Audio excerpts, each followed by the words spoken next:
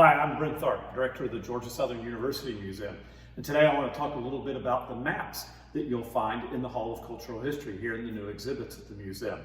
We have a map collection that runs from the 17th century all the way up to the present that helps tell the story of South Georgia through these wonderful collections. And we really want people to remember that maps weren't just something that was on your phone any longer, that they were once something you really held and picked up. So we have good reproductions here that our visitors can explore and look up for a variety of things on. But also here in the galleries, you can open up the drawers and all of our original maps are here as well, so that you can run from 1606 all the way up to the present through here.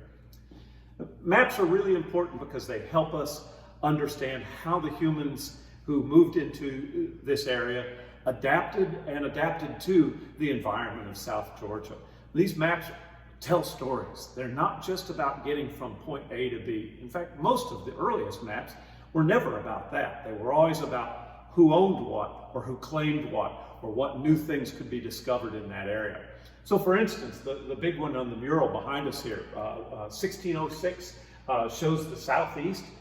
You'll recognize the Outer Banks, but all the way down to the Bight of Georgia here. But the map maker included all of these incredible images of Native Americans, their villages, and where they were located in the area, as well as unique elements of their life, such as the dugout canoe, just like the one you'll see here in the gallery, or one of the very first images ever of an American turkey, a native species in here. So these incredible maps help tell what explorers were coming across in the New World here, and also where they were claiming their lands and who else was here. So you'll also find in this map here from 1747 of Georgia, exactly that kind of a story.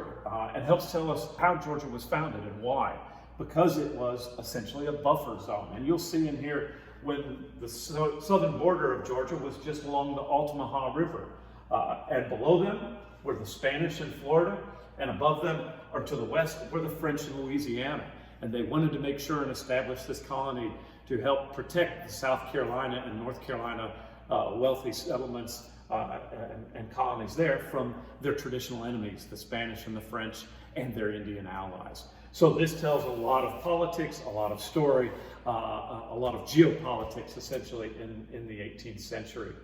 And so that's true for maps all the way up, as I mentioned, even maps though that were there for people to get from point A to B. That really happens later in the 19th century, as you can see in some of our railroad maps here, and then ultimately in auto trail maps. And those maps gave an opportunity to as I say, get travelers from one point to the other, but they also helped find all kinds of other stories. And so for instance, the auto trail map from 1924 shows the popular interstate travel that people were really starting to do now.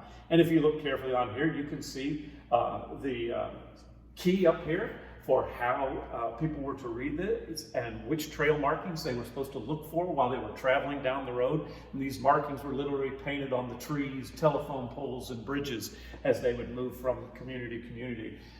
Soon after, this was so popular that in fact the U.S. highway system was established for interstate travelers. And so things like the Dixie Overland Highway, which went all the way from Savannah to the west coast and around San Diego and passed through Statesboro, ultimately became U.S. Highway 80.